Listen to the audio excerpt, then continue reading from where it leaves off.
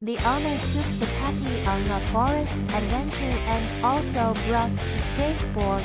On the path in the forest, the puppy skated through, looking at the flowers, plants and trees around curiously. It stopped from time to time to smell and have a brief